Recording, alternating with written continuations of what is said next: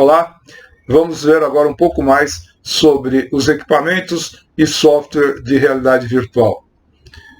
Vamos iniciar relembrando aqui os sistemas de realidade, ou sistemas mais especificamente de realidade virtual.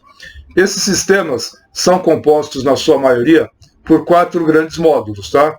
E que se comunicam com o usuário por meio da entrada e da saída. Como entrada, a gente pode ter o rastreamento e também cliques de mouse, teclados, voz e outras formas de comunicação. O rastreamento é muito importante para a realidade virtual, porque por meio do rastreamento a gente consegue principalmente saber para onde o usuário está olhando. E é importante saber para onde ele está olhando para que a gente possa mostrar o ambiente, mostrar o ambiente onde o usuário está imerso, pelo ponto de vista que ele teria se de fato estivesse naquele ambiente, se de fato aquele ambiente existisse. Então é muito importante a questão do rastreamento, ele confere uma alta imersão, principalmente o rastreamento da cabeça. Mas a gente pode rastrear também o corpo do usuário, em alguns sistemas em que o movimento do usuário é importante de ser captado. A gente pode capturar as mãos, rastrear as mãos e com isso ter interface de gesto e várias outras formas de interação que vão tornando o sistema mais realista, Então, veja que o capacete, eu estou chamando de capacete de realidade virtual, mas o nome técnico, vocês sabem, é HMD, Head Mounted Display, a gente já vai falar sobre ele um pouco mais à frente. Mas o HMD, ele é, na verdade, um dispositivo de entrada e de saída. Ele faz rastreamento, claro, para saber para onde a pessoa está olhando, os movimentos de cabeça que ele faz, mas ele também é responsável por exibir as imagens e, eventualmente, o som também, porque a maioria dos HMDs tem também já fone de ouvido acoplado. Então, o HMD é responsável tanto pela entrada quanto pela saída, tá? Mas para efeitos conceituais a gente separa a entrada de saída. Então, depois do rastreamento, a gente vem aqui, nessa arquitetura básica mostrada na figura, a gente vai para a aplicação, Então, a aplicação é tudo aquilo que não seja rastreamento, nem renderização, nem exibição. É tudo que faz a aplicação ser aquilo que ela é. Se a aplicação é, por exemplo, de treinamento para algum tipo de treinamento, vamos dizer, para uma equipe de segurança, ou um equipamento, ou um treinamento para a área médica, tá? Então, dependendo do que seja a aplicação, você tem questões específicas, interface com o usuário, você tem algumas simulações que muitas vezes precisam ser feitas relativa para que simule aquele ambiente, para que simule um determinado equipamento, aquela aplicação, enfim. Tá? Então, isso é a parte de aplicação. Agora, isso é o que diferencia uma aplicação de outra. Agora, todas as aplicações de RV precisam ter, basicamente, rastreamento, renderização e exibição, e mais alguns detalhes relativos a uma aplicação específica. Então, descendo aí nessa arquitetura, a gente vai para a renderização. A renderização, que eu preferia que fosse chamada de realização. Porque renderizar é, de fato, realizar aquele ambiente artificial, aquele ambiente que está sendo sintetizado pelo computador. Então, é a renderização que cria as imagens, que cria o áudio, que cria, se for um ambiente que gere, por exemplo, odor, vai gerar odor também. Então, a renderização vai criar a realidade. Ela vai criar a realidade que vai ser percebida pelo usuário. A parte mais forte, mais conhecida e mais pesada dessa renderização é, claro, a renderização gráfica, a renderização das imagens que são apresentadas em tempo real para o usuário. Essa renderização, necessariamente feita por uma placa gráfica ou mais placas gráficas, tá? Mas no mínimo uma, e essa placa gráfica tem que ser bem potente, porque você precisa para ter um bom realismo, né, nessa imagem, você precisa renderizá-la a 30 quadros por segundo. Mas, como em geral os sistemas de RV são estéreo, né, ou seja, apresentam duas imagens, uma para cada olho a cada instante, você precisa então, na verdade, renderizar 60 imagens por segundo para ter um frame rate, aí, né, uma taxa de quadros de 30 quadros por segundo. Bom, então, e a renderização, ela engloba um monte de cálculos aí que tem que ser feitos em relação à iluminação, como que a luz está se espalhando pelo ambiente, como que ela está refletindo, tem que ser feito todo o cálculo de como as texturas são aplicadas, as transformações geométricas, as projeções. Bom, isso tudo consome um tempo enorme e esse tempo depende da quantidade de polígonos que a imagem possui. O que são os polígonos? Os polígonos são, em geral, triângulos, né, que compõem as malhas ou as superfícies dos objetos e dos personagens que estão sendo simulados nesse ambiente. E aí, quanto mais objetos, mais personagens, mais elementos houver nesse ambiente, maior o número de polígonos que precisam ser calculados, porque o cálculo de iluminação, o cálculo de textura, o cálculo de projeção, tudo é feito polígono por polígono. Então, e a gente pode ter em algumas situações ambientes com milhões de polígonos, e esses milhões de polígonos precisam ser processados 60 vezes por segundo. Então dá para vocês terem uma ideia aí por que a gente precisa de placas gráficas potentes e como que é bem pesado essa renderização. Eu vou aproveitar aqui e fazer uma comparação com uma outra forma de imersão, que seriam os vídeos imersivos, né? Nos vídeos imersivos, a gente não tem todos esses cálculos de polígonos, você só precisa calcular a descompressão das imagens, né? Porque as imagens são comprimidas, então você precisa descomprimir as imagens numa velocidade de 60 quadros por segundo, se for estéreo, ou 30 quadros por segundo, se for mono, que também depende de uma placa gráfica, porque essa descompressão exige cálculos matemáticos bem pesados, né? Mas é muito menor do que renderizar milhões de polígonos. Então, para uma aplicação que não necessite de gerar imagens em tempo real, e para a qual a gente já tem um ambiente pronto, a gente só quer reproduzir esse ambiente, pode ser considerada a opção de vídeos imersivos. Você pode capturar um ambiente real e apresentá-lo, então, de forma imersiva. Tá? E isso pode consumir bem menos processamento. Por isso que é importante a gente conhecer bem as diversas alternativas que existem para se tomar decisão caso a caso. Tá? Então, a renderização de vídeo é bem menos pesada que a renderização de ambientes sintéticos que tem que ser criados e recriados a cada instante no computador. E, por fim, a gente tem a exibição, que é, de fato, gerar os estímulos, porque a renderização faz todos os cálculos. Por exemplo, no caso de imagem, que é o mais conhecido, são feitos todos os cálculos de cada pixel que tem que ter na tela para gerar aquela imagem. Então é gerada a matriz de tela. Agora, apresentar essa matriz que foi objeto da renderização, ou seja, a placa gráfica, ela faz toda a renderização, faz todo o cálculo, mas ela gera uma sequência de bits, ela não gera imagens.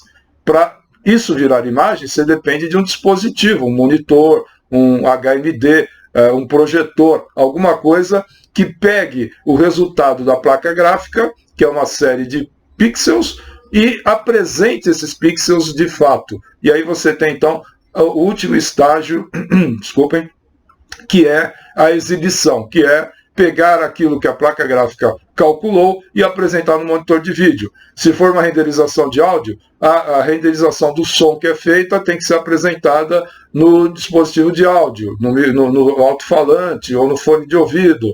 E se for uma renderização de aroma, você tem que levar esses dados para o equipamento que gere aroma e assim por diante. Então a exibição é o último estágio desse processo. Tá? Então aqui a gente tem uma visão assim bastante simplificada e geral, mas que acho que dá para vocês terem um bom entendimento, então, dos passos que envolve a geração de um ambiente de realidade virtual. Né? O que é preciso? A geração e a execução e a interação com o usuário. Tá? Então, a gente vai, nessa aula de hoje, apresentar alguns exemplos de alguns dos principais equipamentos e software usados para isso. Tá? Não vamos fazer aqui uma apresentação extensa e longa e completa de tudo que existe, que existe muita coisa, e vocês já perceberam que existem várias formas de se obter a renderização, várias formas de se obter um ambiente sintético, um ambiente artificial, um ambiente de realidade virtual. Tá? O mais importante é vocês perceberem os conceitos e as técnicas envolvidas, e aí, numa necessidade, vocês vão poder pesquisar mais a fundo e buscar aquele equipamento que seja mais adequado para a sua necessidade. Tá? Então, vamos ver agora uma visão geral dos principais dispositivos, começando pelos dispositivos de exibição. E os primeiros dispositivos que a gente vai ver são os dispositivos HMDs, tá? Ou melhor, os dispositivos de exibição visual. E o primeiro deles, o mais conhecido e o mais importante, que inclusive é um ícone da realidade virtual. Quando você quer mostrar um equipamento que lembre realidade virtual, você mostra um HMD, todo mundo vai entender que a gente está falando de realidade virtual. Então, os dispositivos de exibição visual, vamos começar por aqueles que sejam acoplados à cabeça. Tá? Dos acoplados à cabeça, a gente tem o que eu já venho falando há bastante tempo, mais comum, mais conhecido, o HMD, Head Mounted Display. Tá? O Head Mounted Display é difícil de traduzir, né? A gente poderia falar dispositivo acoplado à cabeça, em português seria DAC, dispositivo acoplado à cabeça. Mas no Brasil ainda não se tem um consenso em relação a qual o melhor termo para HMD. Tá? Eu nunca vi ninguém usar a abreviatura DAC. É melhor, aliás, quando se fala em abreviatura, sempre é melhor usar, ou não vou dizer sempre, mas na maioria dos casos, fica mais claro a gente usar a abreviatura original. A gente traduz o termo, mas não a abreviatura, senão fica mais confuso ainda. Então, é melhor usar HMD mesmo. Mas se você quiser falar por extenso, pode falar capacete de realidade virtual, dispositivo de realidade virtual, dispositivo acoplado à cabeça, visor de realidade virtual, ou até óculos de realidade virtual. Eu particularmente não gosto muito do termo óculos de realidade virtual. Óculos com U, óculos em latim, é o nome de um HMD, de uma marca, né, que foi o que mais popularizou aqui nessa nova etapa da realidade virtual, e que popularizou então a realidade virtual, tornando-a mais acessível. Tá? Mas antes de surgir essa marca óculos, ninguém chamava de óculos de realidade virtual, se chamava de capacete, de visor, de outros nomes. Tá? Então, os HMDs vocês já conhecem, e o mais conhecido foi o Oculus Rift, o primeiro dessa nova fase, né, da fase popular da realidade virtual.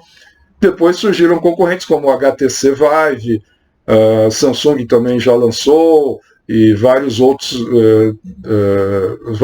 empresas estão lançando aí equipamentos de realidade virtual, incluindo os HMDs. Tá? Mas os dois mais populares são o Oculus Rift e o HTC Vive.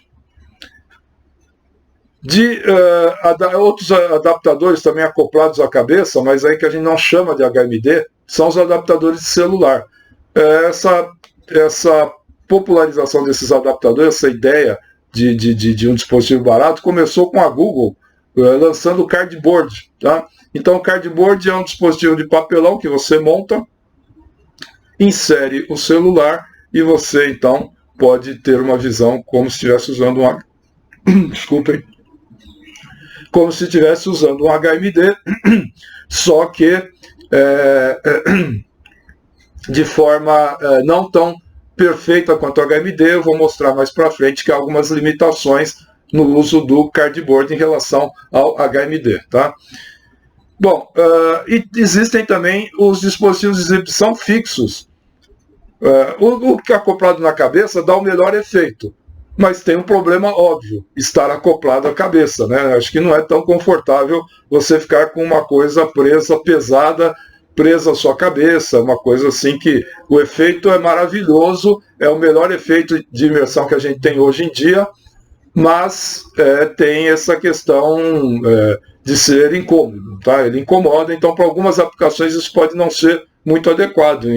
Em quiosques públicos, por exemplo, em certas situações, para ficar instalando esse capacete, a pessoa está de passagem no aeroporto, tem que interagir com o sistema para tomar alguma decisão, para fazer uma compra, sei lá, ou alguma coisa, talvez o dispositivo acoplado à cabeça seja meio complique o processo. Tá? Então, dependendo da situação, pode ser mais interessante a gente perder um pouco da imersão, mas ganhar em termos de custo-benefício, em termos de agilidade, de conforto para o usuário. Né? Então, os dispositivos fixos, que também são considerados realidade virtual, mas com nível de imersão menor do que a gente tem com os capacetes ou com os HMDs, são os próprios monitores de vídeo. Você pode ter uma tela de computador com um ambiente imersivo, então que você interage com o ambiente, você tem um certo nível de imersão, mas você não está tão imerso quanto usando um HMD. Tá? Outra possibilidade são telas de projeção. Você entrar no ambiente e ter uma projeção de um ambiente 3D e você interagir com ele, etc., também é possível. Existem as caves, né? A cave, que significa caverna em português, ela é uma sigla que foi criada que a letra C significa cave. Então, é Cave Automatic Virtual Environment, tá? Em inglês. A Cave ela é um sistema de projeção em que você pode ter as 4 paredes, ou você pode ter só 3 paredes, ou até 2, né? E essas imagens elas têm continuidade entre as paredes, então você olha para todo lado e você enxerga aquele mundo, aquele ambiente, você dá um nível de imersão bastante bom. Antes dos HMDs se tornarem mais populares e mais eficientes, tá? As caves eram muito utilizadas, mas as caves tinham um problema, e tem ainda hoje, de custo, né, para montar e de espaço necessário para montar esse ambiente. Mas ela tem algumas vantagens, como eu vou mostrar mais para frente. Tá? Então, e a gente tem, por fim, os dispositivos portáteis. Nos dispositivos portáteis, você pode ter um smartphone ou um tablet que você segura e vê o ambiente. Inclusive, como o celular ele tem vários sensores, né, de movimento, aliás, é por isso que é viável a gente ter os adaptadores de celular, né, os cardboards, porque se você não tivesse os sensores de movimento do celular, colocando esse adaptador cardboard no celular e olhando o mundo, seria a mesma coisa que olhar na tela de um monitor, porque na tela do monitor você vira a cabeça e está vendo a mesma coisa. Então você viraria a cabeça e continuaria vendo a mesma coisa. É como se o mundo tivesse preso à sua cabeça e o mundo virasse com você. É meio esquisito isso, não dá muito realismo. Mas, como os celulares possuem sensores de movimento, esses movimentos são enviados para o computador, que calcula um novo ponto de vista e renderiza de uma maneira de acordo com o seu ponto de vista. Então você tem o mesmo efeito que você tem no HMD. Tá? Então, mesmo que você não esteja com o adaptador acoplado ao olho, se você usar se a aplicação usar esse recurso de o celular, de captar o movimento do celular, também é possível você mover o celular e ver outras partes do mundo, como se você estivesse com um visor mágico observando um determinado mundo. Se olharia para cima, veria o céu ou o teto, para baixo você veria o chão, etc., só movendo o celular. Mas também é possível usar o celular como um monitor do mesmo fixo, tá? Em que você aí ele passaria a ser um monitor como uma tela ou como uma projeção qualquer. Aí sim ele entra para a categoria dos fixos. Tá? Tablets também, você pode ter um tablet como qualquer outro monitor e qualquer outra tela de projeção, que são muitas as possibilidades. Tá? Bom, agora entrando para os HMDs, aqui está um exemplo de HMD, que é o HTC Vive. Né? Em geral, esses HMDs possuem controles também, né? Então, esses controles que estão à direita aqui, deixa eu isso. Então, aqui, ó, você tem um controle, outro controle, esse é o HTC, que é acoplado à cabeça. Essas bolinhas, bolinhas em baixo relevo aqui, que vocês estão vendo, elas não são só enfeite, tá? Elas são usadas por esses sensores aqui, olha, para detectar onde o capacete se encontra, tá? Que é o rastreamento, porque nos HMDs de melhor qualidade, você consegue rastrear não só o movimento da cabeça, tá? Porque isso, os próprios sensores de movimento que tem aqui dentro já captam esse movimento de cabeça para cima, para baixo, aliás, rotação, né? Movimentos de rotação nos vários eixos. Esses movimentos de rotação são suficientes para você mudar o ponto de vista, porém, eles não conseguem saber onde você se encontra no espaço mesmo, em termos de translação. Se você se movimentar pelo espaço, se abaixar a cabeça, se subir o corpo, se andar para frente ou andar para trás, isso não é detectado pelos sensores internos. Você precisa de algum sensor externo. E aí, por isso que existem essas caixinhas que não são caixinhas de som, mas são caixinhas com câmeras e outros sensores que captam a posição dos controladores, né, e a posição do capacete. Com isso, ele sabe exatamente onde você está no espaço e dá para você ter aplicações muito interessantes que misturam objetos reais com objetos virtuais. E se você tiver, por exemplo, uma renderização de um ambiente real e você está vendo esse ambiente pelos óculos, você consegue andar pelo ambiente sem esbarrar nas coisas, porque ele te mostra exatamente onde que você está dentro do ambiente. Por exemplo, quando você está com o HTC colocado na sua cabeça, você obviamente não está enxergando o mundo real. Mas esses controles aqui, né? Esses controles aqui, eles podem estar, por exemplo, à sua frente em algum lugar. Como que você faz para pegar? Bom, será que alguém tem que te dar na mão o controle, porque você não está enxergando? Não, o próprio sistema vai te mostrar exatamente no espaço real onde esses controles estão. E é impressionante, porque você está dentro do mundo virtual, vendo o controle lá no mundo virtual, você vai, põe a mão e sente de verdade onde ele está no mundo físico, porque esse rastreamento ele é bem preciso. E qualquer outro objeto do mundo físico, você pode pôr uma mesa, por exemplo, você está num ambiente fantástico, totalmente diferente do ambiente real. Porém, lá naquele ambiente virtual, existe uma mesa. E existe uma mesa de mesmas dimensões no mundo real. Então você vai sentir a mesa, quando você chegar naquela mesa virtual, você vai sentir fisicamente aquela mesa, porque está tudo registrado. Então, rastreamento é muito importante para dar esses efeitos. Então, esse é o HMD, um dispositivo assim de alta qualidade, em termos também, não só o rastreamento dele é muito bom, mas também a qualidade de vídeo dele também é bastante em alta definição e dá uma boa qualidade, tá? Os adaptadores de celular, a gente tem então o cardboard, que eu tinha falado para vocês, né? Esse cardboard aqui, vejam, ele é de papelão, e você tem aqui uma abertura, encaixa o celular com velcro, ele fecha aqui em cima.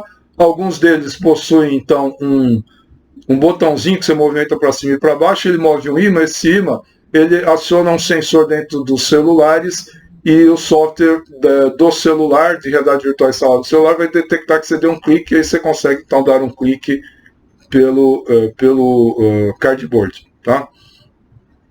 Existem alguns controles também que são vendidos, baratos, que você consegue controlar a aplicação. O Samsung Gear VR é bem mais sofisticado, é a mesma ideia do cardboard, só que muito mais ergonômico e de mais qualidade e tal, em que você acopla o celular também, e ele tem um controle que é vendido também separado para você poder interagir. Continuando, a gente tem, depois dos adaptadores de celular, a gente tem então a Cave, né, que eu tinha falado. Então, como eu tinha explicado, a Cave ela gera projeções. Aqui eu tenho um exemplo de uma Cave com 3 paredes, tá? Mas a gente não precisa, a gente pode ter também projeções no solo e no teto, como nesse exemplo que a gente está vendo aqui. Olha, é um exemplo de uma Cave completa de 6 faces. Então a pessoa fica totalmente imersa porque tem projeção no teto, no chão, em todas as paredes, tá? Então nessa Cave aqui, você consegue ter uma experiência bastante imersiva sem precisar usar um equipamento acoplado à cabeça. Não vou dizer que não precisa usar nada, porque em geral há necessidade de se usar um óculos como aquele de cinema, para você poder ver as imagens em 3D como no cinema, o que dá uma imersão ainda maior, né? Mas não precisa usar um HMD. E às vezes você segura algum controle para interagir. Uma coisa bacana na Cave é realmente você poder ter várias pessoas compartilhando o mesmo espaço e conseguindo interagir com o mundo virtual, uma vendo a outra, tá? Então dá um outro nível de imersão também, porque você coletivo, né? Então essa experiência coletiva com a Cave funciona melhor. Mas as Caves exigem um grande espaço, exigem projetores caríssimos e também o sistema de calibração, de ajustes, dá muita manutenção, muito trabalho, porque a imagem de uma tela tem que casar certinho com a imagem da outra tela, senão perde-se totalmente a imersão. Então tem que ser tudo feito com muita calibragem o tempo todo. Os monitores não podem, assim, os projetores, tá, não podem perder a calibração facilmente com aquecimento, etc. Inclusive, a luminosidade tem que ser a mesma de todos os projetores, porque se um projetor tem um brilho um pouquinho maior que o outro, já perde também a qualidade. Você vai ver uma parede mais brilhante ou mais viva que a outra, então o mundo fica com... Aí você vê os quadrados das telas separando uma imagem da outra, já quebra também toda a imersão, tá? Então é um equipamento que dá muita manutenção, que é caro e que é restrito hoje em dia o seu uso para alguns grandes laboratórios de pesquisa e para algumas grandes empresas que o uso que eles fazem justifique o investimento nesse custo, tá?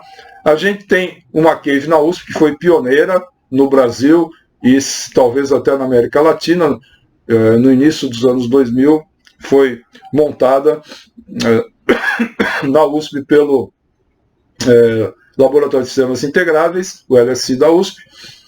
Hoje ela está em manutenção, senão eu mostraria ao vivo. Mesmo assim eu fiz um vídeo mostrando ela ainda desativada, mas como que é a mecânica, a parede, entrei lá, mostrei e tal, e eu resgatei alguns vídeos da Cave quando ela estava funcionando, para vocês verem. Quando ela voltar a ficar em funcionamento, eu faço outra filmagem lá, tá? Mas pelos vídeos vocês vão conseguir entender bem como funciona a Cave. Bom, agora vamos chegar na questão do áudio. A gente já viu a questão da imagem, né, da renderização da imagem. O áudio, ele pode ser também um áudio mono, pode ser estéreo, e pode ser um áudio 360, um áudio que você consegue perceber de onde vem o som. Isso ajuda também na imersão. Aumenta, o som passa a ter uma posição no espaço, tá? Então, para a realidade virtual, isso é interessante. Então, eu selecionei aqui um exemplo que é bem conhecido, o Virtual Barbershop. Tá? O Virtual Barbershop é uma barbearia virtual. Na verdade, foi feita uma gravação, né, uma captação binaural, que chama binaural, do som numa barbearia de verdade. Aí você ouve a tesoura chegando, o barbeiro conversando com você, uma porta se abrindo e chegando gente. Se você fechar os olhos, você vai achar que está na barbearia, que você está lá cortando o cabelo, tá? Então, para você perceber a diferença que um som binaural faz, que um som 360 faz, eu recomendo que você ouça. Não adianta eu clicar aqui nesse som agora, porque você não vai ter a sensação, tá? Para você ter a sensação, você tem que colocar os fones de ouvido tem que ser com fone de ouvido, tá? Para dar o máximo de sensação, porque o som foi captado também nessas posições de um boneco, ou provavelmente na cadeira, ou de pontos que similares ao que seriam as posições dos dois ouvidos de uma pessoa. Então, esses sons foram capturados nessas posições, e dependendo de onde vem o som, ele chega primeiro num ouvido e depois no outro. Então, esse pequeno atraso, o nosso cérebro consegue detectar para perceber de onde vem. Tá? Tem várias outras nuances que a gente consegue perceber de onde vem o som pelas pequenas diferenças que existem entre um e outro. Tá? Entre um ouvido e o som que chega em um ouvido e que chega em outro. Então, recomendo muito, é impressionante ouvir essa barbearia virtual aí. Depois vocês me contam no fórum o que vocês acharam, tá? Bom, uma outra questão importante em realidade virtual é o retorno áptico. É você sentir o tato, a força dos objetos, das coisas, dos equipamentos que você está interagindo nesse mundo virtual. E existem várias formas de você ter retorno áptico, tá? E várias formas também de como esse retorno áptico atua. Tá? Então, começando pela atuação, você pode ter dispositivos ápticos passivos e dispositivos ápticos ativos. Tá? O passivo é aquele que você sente quando você toca nele, etc., mas ele não faz uma reação ativa. Tá? A reação é apenas a força que você faz natural, como em qualquer objeto de uma cena, mas você já tem um retorno áptico. Tá? Agora, o ativo, ele consegue reagir e essa reação é controlada pelo computador. Então, ele pode simular forças virtuais, forças que, na verdade, são criadas pelo computador.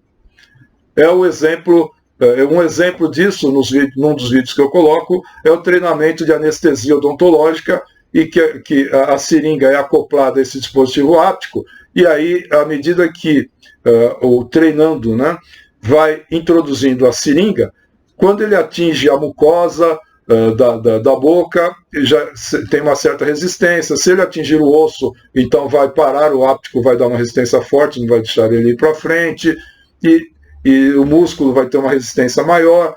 Então, esse retorno áptico ele é muito importante em algum tipo de treinamento, principalmente aqueles treinamentos que envolvem habilidade sensório-motora. Tá? Então, a habilidade sensório-motora é importante você ter um retorno áptico ativo para que o computador retorne a força de acordo com o que esteja acontecendo na simulação.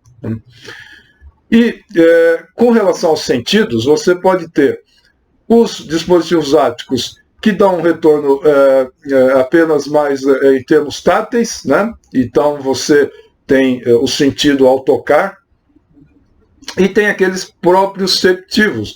Proprioceptivos, eles trabalham com o sentido de força no espaço. Então, o nosso corpo tem um sentido proprioceptivo que faz com que você consiga, o cérebro, a mente, consegue saber exatamente onde está cada ponto do seu corpo no espaço. Né? E também como estão as suas juntas, as suas articulações. Então, esses proprioceptivos têm articulações, têm força. Esse dispositivo que está sendo mostrado aqui, né, o Phantom Omni, né, é um dispositivo áptico bastante conhecido e popular. Ele tem, então, esse braço articulado, que ele consegue saber onde você está no espaço, né, a ponta do apontador dele está no espaço, e ele consegue também gerar resistência de acordo com o que o computador indicar para ele. Então, ele é um dispositivo proprioceptivo. E quanto à portabilidade, você pode ter sensores táteis ou atuadores táteis ou dispositivos ápticos acoplados ao corpo, ou pode ter fixos, como é o caso desse Phantom Omni que está sendo mostrado aí, que ele fica fixo no mundo, né, no espaço, e você pode se mover. O braço dele, claro, se move, mas ele tem um ponto fixo que ele fica preso lá no ambiente. Então, esses são os principais conceitos aí de retorno áptico. Tá? Como exemplos, tá, aqui a gente tem um dispositivo preso ao corpo, né, adaptado ao corpo, ele é tátil e ele é proprioceptivo também, e ele gera retornos de força de acordo com o movimento do braço da pessoa. Tá? Aqui é um também que é proprioceptivo e é portátil ao mesmo tempo, e que consegue controlar a força que é de resistência ao movimento dos dedos. Então, você consegue pegar objetos virtuais e senti-los como se fossem sólidos, tá? Pelo controle que é exercício em termos de força sobre os seus dedos. E aqui o Phantom Omni, que eu já tinha dito, que é para retorno proprioceptivo áptico, e ele é do tipo fixo ao mundo real. Outro equipamento bastante importante em realidade virtual, para algumas aplicações, não é muito usado, porque é caro, complexo, etc. Tá? Mas são as plataformas de movimento. São plataformas que movem o corpo da pessoa, movem partes do corpo da pessoa, dependendo. E aqui eu tenho dois exemplos de uma ativa. Né? A ativa, o computador controla como a plataforma vai ficar. Então aqui a gente tem um exemplo de uma plataforma chamada Stuart, que com braços hidráulicos você consegue mover o plano dela em qualquer sentido, tá? Com qualquer inclinação para qualquer lado. Então se você adaptar, por exemplo, se a pessoa estiver sentada na plataforma, dá para simular qualquer tipo de movimento desse tipo. Existem as passivas, como esse exemplo aí que o usuário ele move as asas dessa plataforma, então conforme o usuário se move, ela percebe esse movimento, ela acompanha esse movimento passivamente. Tá? E existem as plataformas chamadas esteiras, que vocês conhecem bem, das esteiras de academia.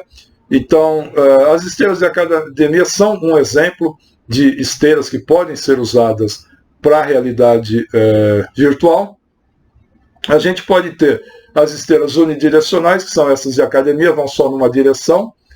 E essas de academia, elas podem ser passivas ou ativas também, mas no VRBook ele não põe essa classificação, então estou seguindo a classificação que ele coloca também, porque as de academia são ativas, elas também estão movimentando e você tem que correr atrás desse movimento. Mas existem algumas esteiras mais simples, que simplesmente elas movem a esteira pelo atrito do seu pé, movendo sobre ela, tá? Então ela seria passiva. Mas, de qualquer forma, no livro VRBook, ou no livro da realidade virtual, o autor coloca como passivas e ativas apenas as possibilidades de classificação dentro das omnidirecionais. As omnidirecionais são esteiras que caminham para qualquer lado.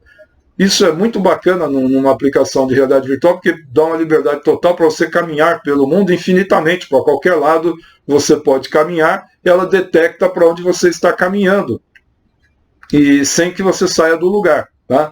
Mas dá para perceber que o mecanismo tem que ser meio complexo para funcionar como uma esteira de academia, porque a esteira de academia gira apenas para um lado. Então, para você ter uma esteira tipo academia que vai para todos os lados, você precisa ter roletes sobre roletes que permitem girar para vários lados conforme você caminha. É uma coisa bem mais complicada. Tá? Então, por isso que a mais comum e a mais barata é essa que a imagem está mostrando aí, que é o Virtuix Omni, que é uma marca, existem outras, mas essa exemplifica a passiva. Né? A passiva, então, a pessoa só escorrega o pé dentro dessa plataforma, e é importante ter um equipamento de segurança. Você veja que ele está cercado por um equipamento para poder não cair, né? E ele tem que usar sapatos especiais aí para poder deslizar em ranhuras que existem nessa plataforma aí, tá? Então não é uma coisa muito natural, mas já permite pelo menos você caminhar. As ativas, elas têm diferentes cilindros colocados de tal forma que permitem ela reajustar a posição do usuário quando ele começa a sair fora. Isso, o efeito colateral é que pode desequilibrar o usuário, mas enfim, é um equipamento que ainda precisa desenvolver e aprimorar mais. Ainda a gente não está num ponto já bem evoluído em termos de esteiras omnidirecionais. Mas a gente tem então as ativas e as passivas. Essa exemplificada aí na foto é uma passiva. Por fim, a gente já deu alguns exemplos aí de equipamentos e vamos falar um pouco de software, basicamente apresentando aqui as 3 plataformas que hoje em dia são bastante usadas em projetos de realidade virtual. Todas elas surgiram para desenvolvimento de games 3D e foram adaptadas para gerar imagens para dispositivos de HMD também, dispositivos de realidade virtual, para receber input também de realidade virtual, porque toda a parte de renderização 3D, que é bem pesada, já é necessária para se fazer jogos 3D. Então tudo isso é aproveitado pelas aplicações de realidade virtual, com alguns drivers, alguns adaptadores para dispositivos de realidade virtual. Você já tem então uma ferramenta bastante poderosa para a realidade virtual. Antes dos games 3D se desenvolverem, existiam produtos específicos para a realidade virtual, produtos que faziam a renderização 3D e faziam todo esse processo, mas como o mercado dos games é muito maior, quando as desenvolvedoras, as empresas que desenvolvem games começaram a investir em engines 3D, eles certamente, dado o volume de investimento que se faz nessa área, foram desenvolvidos com muito mais potência, muito mais qualidade, e aqueles kits que existiam para desenvolver mundos virtuais que acabaram sendo superados, e hoje a gente usa bastante, então, são os engines 3D de games. No caso aí do Unreal Engine, o Unity 3D e o Godot. Cada um tem uma característica, eu vou explicar por cima algumas características deles, mas tanto o Unreal quanto o Unity são comerciais, são de empresas mesmo que desenvolvem jogos, foram feitos para desenvolvimento comercial de jogos. Custam muito caro, mas ambos permitem o uso gratuito se for sem fim lucrativo ou uso pessoal. Tá? Então, no caso do Unreal, existe uma pequena diferença no uso, e aí você precisa pensar qual vai ser o seu uso para saber se é melhor um ou outro. Tá? Em termos funcionais, existem algumas diferenças de facilidade, de programação, de recursos que um tem mais que o outro. Então, isso precisa ser visto caso a caso, qual que é o que melhor se adapte, mas para coisas mais gerais, assim, mais básicas, os 3 dão conta do recado aí. Tá? Agora, o Unreal Engine, em termos de licenciamento, ele permite, então, você usar de forma gratuita, se for para fins não lucrativos, e tem que pagar se você começar a faturar. Mas até alguns milhares de dólares por mês que você faturar, também você não precisa pagar. Existe um limite, eu não sei exatamente o valor, mas é fácil de verificar isso. Quando a empresa, ou quando você começa a faturar acima de tantos mil dólares por mês, aí você tem que pagar um royalty para a Unreal. E se você começar a faturar milhões, vai ter que dividir com a Unreal uma parte desses milhões também. Então você precisa ver, se o seu negócio for gerar muito dinheiro, talvez seja mais interessante você adotar o Unity, porque o Unity ele é gratuito para uso pessoal, mas não é gratuito para uso numa empresa, ou numa escola, ou numa instituição. Né? As empresas têm que comprar o Unity para usar, e não custa muito barato. Em compensação, se você compra o Unity, paga um preço fixo e começa a faturar milhões e milhões, tudo bem, esses milhões são todos seus, porque você já pagou pelo Unity, a licença do Unity, e está tudo certo. Tá? Então, dependendo de um caso ou do outro, pode ser mais interessante um ou outro. Como, em geral, desenvolver software educacional pode não dar muito lucro, né? Não é um mercado tão grande quanto o mercado de games, então pequenas empresas podem, de repente, se sair melhor usando o Unreal do que o Unity, porque não vai precisar pagar, ter um custo inicial alto para poder comprar essas engines, ou atualizar constantemente as versões. E quando você começar a ter lucro, vai ficar muito feliz, se for no caso do Unreal, de dividir com o Unreal parte desse lucro, e fica todo mundo feliz. Tá? Bom, já o Godot é um software que foi desenvolvido na Argentina, e é um software livre, um software gratuito. Claro que ele não tem, tem coisas interessantes, ele tem, por exemplo, em tempo real, operações booleanas de sólidos, algo que que eu saiba, pode ser que já tenha surgido, não tem nos outros, tá? E ele tem alguns outros recursos bem interessantes e é gratuito, tá? E é aberto. Mas em algumas coisas não dá para ele concorrer com esses softwares comerciais, mas é uma opção também. Bom, então eu dei aqui um overview sobre alguns equipamentos, alguns conceitos e um pouquinho de software, os 3 principais softwares que a gente usa e que conseguem desenvolver, você consegue usar para desenvolver software de realidade virtual. As 2 referências aí tradicionais que a gente tem usado para esse tema. E ficamos por aqui e até breve com mais um módulo aí da disciplina de ambientes imersivos na educação. Um abraço e até a próxima.